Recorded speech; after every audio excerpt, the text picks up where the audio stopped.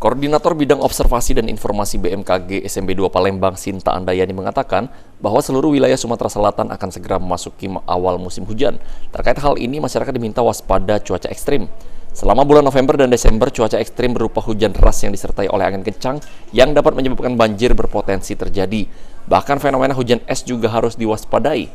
Ditambahkan Sinta Andayani bahwa perubahan dinamika atmosfer angin Australia merupakan tanda bahwa musim pancaroba telah tiba di Sumsel.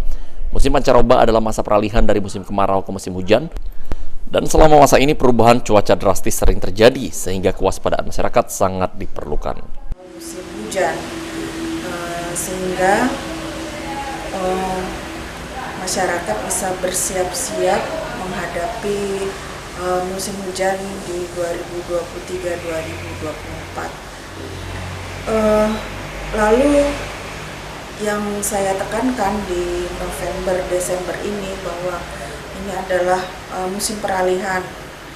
Jadi di musim peralihan dari musim kemarau ke hujan ini ada beberapa tipe cuaca ekstrim yang perlu diwaspadai, seperti hujan deras yang disertai dengan angin kencang atau puting beliung, dan juga kilat atau guntur.